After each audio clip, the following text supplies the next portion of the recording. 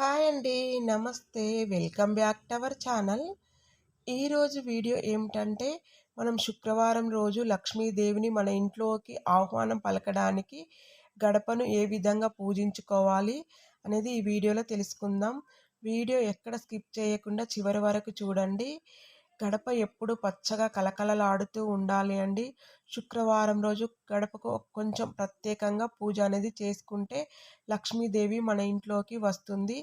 లక్ష్మీదేవిని మన ఇంట్లోకి ఆహ్వానించడానికి గడపను ఏ విధంగా పూజించుకోవాలనేది ఇప్పుడు చూద్దాం. మనము ముందు రోజు పెట్టిన బొట్లు, ముగ్గు అంతా పోవడానికి ఒక తడి క్లాత్ తీసుకోండి. కొన్ని వాటర్ తీసుకొని వాటర్లో కొన్ని ఆవు పాలు, ఆవు పెరుగు వేసి గడపను ముందు రోజు బొట్లు, ముగ్గులు అన్నీ తుడుచుకోండి. ఎక్కడ ముందు రోజు బొట్లు అవన్నీ ఏమి లేకుండా చక్కగా తుడుచుకోండి. గడపని ఇలా చక్కగా తుడుచుకున్న తర్వాత కొంచెం పసుపు అనేది తీసుకొని అందులో కొంచెం జవ్వాది పౌడరు, పెరుగు మీరు వాడని పెరుగు తీసుకోండి. మనం తోడు పెట్టుకుంటాం కదా, అందులో నుండి మనం వాడని పెరుగు కొంచెం తీసుకొని ఈ పసుపులో వేసి జవ్వాది పౌడర్ వేసి మంచిగా కలిపి గడపకు ఎక్కడ గ్యాప్ లేకుండా చక్కగా పసుపు అనేది రాసుకోండి. ఎక్కడ గ్యాప్ అనేది ఉండొద్దండి. గడపకు ఎక్కడ గ్యాప్ లేకుండా చక్కగా పసుపు అనేది రాసుకోండి. ఇలా పెరుగు వేసి రాసుకోవడం వల్ల గడప పచ్చగా అంటే పసుపు పచ్చ కలర్ వస్తుందండి. కొంతమంది శుక్రవారం రోజు మాత్రమే గడపకు పసుపు అనేది రాసుకుంటారు. అలాంటి వారు ఇలా పెరుగు వేసి రాసుకుంటే ఒక 5-6 రోజులైతే ఈ విధంగానే పచ్చగా ఉంటుంది గడప. అసలు కలర్ అనేది పోదు. మంచి కలర్గా పచ్చగా కనిపిస్తుంది. కాబట్టి పెరిగేసి ఇలా చక్కగా పసుపు అనేది రాసుకోండి. పసుపు రాసుకొని కుంకుమతో బొట్లు అనేది పెట్టుకోండి. ఇక్కడ కళ్యాణ తిలకమైన దిద్దుకోవచ్చు, నామాలైనా పెట్టుకోవచ్చండి. గడపకు నామం పెట్టుకున్నా కూడా గడప లక్ష్మీదేవికి చాలా ఇష్టం అంట. ఎక్కడ శ్రీవారు ఉంటారో అక్కడ లక్ష్మీదేవి ఉంటుంది కదా, కాబట్టి నామం కూడా పెట్టుకోవచ్చు. నేను శనివారం రోజు అయితే నామాలు దిద్దుకుంటాను. శుక్రవారం రోజు ఇలా కళ్యాణ తిలకం అయితే దిద్దుకుంటాను. మీకు ఇష్టం ఎలా వస్తే అలా పెట్టుకోండి. కుంకుమ బొట్లు అయితే పెట్టుకోండి. ఎప్పుడు గడప పచ్చగా ఉండాలండి, నిండుగా. ఎండిపోయినట్టు మీకు అనిపిస్తే వెంటనే పసుపు అనేది రాసుకోండి. మన ఇంటికి మెయిన్ గడపే మూలము. మనము గడపను ఎప్పుడు కలకలలాడుతూ పచ్చగా పెట్టుకోవాలి. పచ్చగా కలకలలాడుతూ ఉంటే మన ఇంట్లోకి లక్ష్మీదేవి ఎప్పుడు స్థిరంగా నివాసం ఉంటుంది. ఏ ఇంటి ముందైతే చక్కని ముగ్గులు వేసి గడప పచ్చగా ఉంటుందో ఆ ఇంట్లోకి లక్ష్మీదేవి ఖచ్చితంగా వస్తుందంట. కాబట్టి ఎప్పుడు మీకు గడప ఎండిపోయినట్టు, కలర్ మారినట్టు అనిపించినప్పుడు వెంటనే పసుపు అనేది రాసుకోండి. ఈ విధంగా మీరు శుక్రవారం కానీ మంగళవారం కానీ గడపకు చక్కగా పసుపు రాసి ముగ్గులు అనేది పెట్టుకోండి. మీకు రోజు వీలైతే రోజు పెట్టుకుంటే చాలా మంచిది. రోజు కొంచెం పసుపు రాసి బొట్లు పెట్టైనా కూడా శుక్రవారం రోజు కొంచెం ప్రత్యేకంగా పూజ అనేది చేసుకోండి, చాలా మంచిది. ఈ విధంగా కుంకుమ బొట్లు పెట్టుకున్న తర్వాత వరిపిండి ఉంటుంది కదా, బియ్యపిండితో కూడా బొట్లు అనేది పెట్టుకోండి గడపకు. అయితే మన ఇంట్లో ఎన్ని గడపలు ఉంటే అన్ని గడపలకు పూజ చేసుకోవాలంటే అదేమి లేదండి. మనం నడుస్తాం కదా, మెయిన్ డోరు సింహద్వారానికి ఈ విధంగా పూజ చేసుకుంటే సరిపోతుంది. అదేవిధంగా పెరటి గుమ్మానికి కూడా మనం పూజ అనేది చేసుకోవాలి. పెరటి గుమ్మానికి సింహద్వారానికి రెండిటికి చక్కగా పూజ అనేది చేసుకోవాలండి. ఎప్పుడు సింహద్వారానికి ఒకదానికి చేసి వదిలేయకూడదు. పెరటి గుమ్మానికి అంటే ఇంటి వెనుక ఉన్న గడపకు కూడా మనం పూజ అనేది చేసుకోవాలి. మన పెరటి గుమ్మం పేద ముత్తైదురాలట. అంటే ఆమె కొంచెం పసుపు రాసి బొట్టు పెట్టుకున్నా సరిపోతుంది. ఆమె సంతోషిస్తుందంట. పెరటి గుమ్మం నుండి దరిద్ర దేవత వస్తుందండి. సింహద్వారం నుండి లక్ష్మీదేవి వస్తే పెరటి గుమ్మం నుండి దరిద్ర దేవత వస్తుందంట. కాబట్టి ఆ పెరటి గుమ్మానికి కూడా మనం పసుపు రాసి బొట్లు పెట్టుకుంటే దరిద్ర దేవత మన ఇంట్లోకి రాకుండా ఉంటుంది. కాబట్టి పెరటి గుమ్మాన్ని కూడా చక్కగా అలంకరణ చేసుకొని దీపారాధన మీకు వీలుంటే అక్కడ చేయండి. ఒకవేళ వీలు లేకపోతే సింహద్వారానికి దీపారాధన చేసి పూజ అనేది చేసుకోండి. అక్కడ చక్కగా పసుపు రాసి బొట్లు పెట్టి 2 అగరబత్తీలు పెరటి గుమ్మానికి చూపించండి. అలా చేసినా సరిపోతుంది.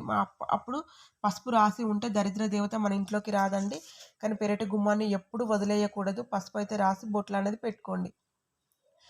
ఇలా సింహద్వారం ముందు ఇలా రాసుకున్న తర్వాత గడప ముందు కొంచెం ఆవు పేడ తీసుకొని, మీకు ఆవు పేడ దొరికితే ఆవు పేడతో శుక్రవారం రోజు గడప ముందు వలికితే చాలా మంచిదండి. అలికి అమ్మవారి పాదాలు వేసుకుంటే చాలా మంచిది. అమ్మవారు మన ఇంట్లోకి వస్తున్నట్టు పాదాలైతే వేసుకోండి. ఆవు పేడ లేకపోతే ఇప్పుడు మనకు జాజు దొరుకుతుంది కదా మార్కెట్‌లో. జాజు తీసుకొచ్చుకొని కూడా అలుక్కొని అమ్మవారి పాదాలు వేసుకోండి.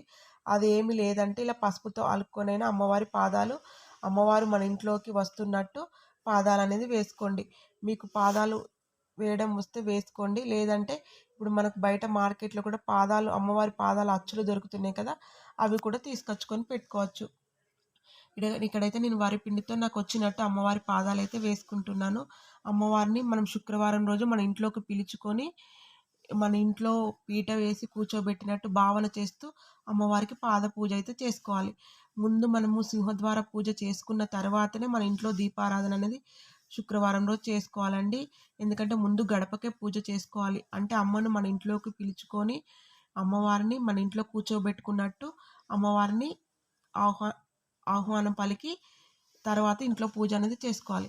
ఈ విధంగా చక్కగా అమ్మవారి పాదాలు వేసుకొని, అమ్మవారి పాదాలలో పసుపు, కుంకుమ వేసుకొని, ముగ్గులు పెట్టుకొని, ముగ్గులో కూడా పసుపు, కుంకుమ అనేది వేసుకోండి. వేసుకొని 2 తమలపాకులు తీసుకొని, తమలపాకులు గడప పైన పెట్టుకోండి. 2 పువ్వులు పెట్టుకోండి. ఎందుకంటే గడప పైన తమలపాకులు ఉంచడం వల్ల చాలా మంచిదండి. మన ఇంట్లోకి నరదిష్టి అనేది రాదు. తమలపాకులలో కూడా లక్ష్మీదేవి ఉంటుంది కాబట్టి గడపకి ఇలా తమలపాకులు సమర్పిస్తే చాలా మంచిది. ఇలా సమర్పించిన తర్వాత దీపారాధన చేసుకోండి. ఒక తమలపాకు పైన దీపం ఆరాధన చేసుకొని దీపానికి పసుపు, కుంకుమ, అక్షంతలు వేసి దీపలక్ష్మికి నమస్కారం చేసుకోండి. ఒక పువ్వు సమర్పించి అలా అటు సైడ్ ఇటు సైడ్ 2 సైడ్లనైతే దీపారాధన చేసుకొని పసుపు, కుంకుమ, అక్షంతలు, పువ్వు సమర్పించి నమస్కారం చేసుకొని దీపాలు ఎక్కువసేపు వెలగడానికి ఇలా ఇప్పుడు మనకు బయట మార్కెట్లో గ్లాసులు దొరుకుతున్నాయి కదా, గ్లాసులు పెట్టుకోండి. గాలి వచ్చినా కూడా దీపాలు ఎక్కువసేపు వెలుగుతాయి. ఈ విధంగా మనం దీపారాధన చేసుకొని పాదాలను చక్కగా అలంకరణ చేసుకొని పువ్వులతో ఇంకా అమ్మవారికి పాద పూజ అనేది చేసుకోండి.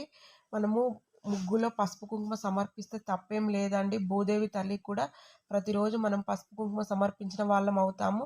కానీ ముగ్గు ఎవరు తొక్కరు అనుకున్నప్పుడే మీరు పసుపు కుంకుమ అనేది సమర్పించండి. ఈ ముగ్గును కూడా నేను ఒక క్లాత్తో నెక్స్ట్ డే మా ఇంట్లో ఎవరు తొక్కరండి. మనం ఇలా పసుపు కుంకుమ వేస్తే మన ఇంటికి వచ్చిన వారు కూడా పువ్వులు పెడితే ఎవరు తొక్కరు. ఇలా పూజ చేసుకొని సైడ్ నుండి వెళ్తారు. దాటి వస్తారా అంటే పక్క నుండి దాటి వస్తారండి. ఏం తప్పేం లేదు. ఇలా పూజ చేసుకొని ఇంకా నైవేద్యం అనేది పెట్టండి. చక్కెర కానీ, పండు కానీ, బెల్లం కానీ ఏదైనా నైవేద్యం పెట్టండి. మనం చీమలు అవి తినిపోతాయి కదా, మనం వాటికి కూడా దాన పెట్టిన వాళ్ళం అవుతాము. అలా చేసిన తర్వాత 2 టేబుల్ స్పూన్ల ఆవు పాలు అనేది తీసుకోండి. పాలు తీసుకొని ఇలా గడపకు అటు ఇటు కొంచెం వదలండి గడప పైన. అట్లా వదలడం వల్ల మన ఇంట్లోకి ఎలాంటి నెగిటివ్ ఎనర్జీ అనేది రాదండి. ఇంటికి నరదిష్టి, నరఘోష అవన్నీ ఉంటే పోతుంది. ఇలా పాలతో గడపను పూజించడం వల్ల మన ఇంట్లోకి లక్ష్మీదేవి అతి సులభంగా వస్తుంది. మన ఇంట్లో అడుగుపెట్టి స్థిరంగా మన ఇంట్లో నివాసం ఉండిపోతుంది. ఈ విధంగా గడపకు పాలతో పూజ చేసుకొని, అమ్మవారి పాద పూజ చేసుకొని, అమ్మవారిని మన ఇంట్లోకి ఆహ్వానం చేసుకొని, అమ్మవారిని మన ఇంట్లో కూర్చోబెట్టుకొని చక్కగా పూజ అనేది మళ్ళీ మన పూజా మందిరంలో పూజ చేసుకోండి. ఇలా అమ్మవారిని ప్రతి శుక్రవారం మన ఇంట్లోకి ఆహ్వానం చేసుకొని పూజ చేసుకోవడం వల్ల ఎప్పుడు మన ఇంట్లో లక్ష్మీదేవి స్థిర నివాసం ఏర్పరచుకొని ఆ ఇంట్లో ఎప్పటికీ సుఖ సంతోషాలు, కష్టాలు అనే వాటికి తావు లేకుండా ఉంటుందండి. ఎప్పుడు గడప కలకలలాడుతూ పచ్చగా ఉంటే ఆ ఇంటికి ఖచ్చితంగా లక్ష్మీదేవి వస్తుంది. ఎక్కడైతే ముగ్గులు పెట్టి గడప పచ్చగా ఉంటుందో అప్పుడు అమ్మవారికి చాలా సంతోషమట. ఆ ఇంటిలో వచ్చి ఖచ్చితంగా ఆ తలుపు తడుతుంది. కాబట్టి శుక్రవారం రోజు అమ్మవారికి ఆహ్వానం ఈ విధంగా పలకండి. ఈ రోజుకైతే వీడియో ఇంతే. మరొక మంచి వీడియోతో మళ్ళీ కలుసుకుందాం. Thank you for watching. Please support me. Subscribe చేసుకోండి.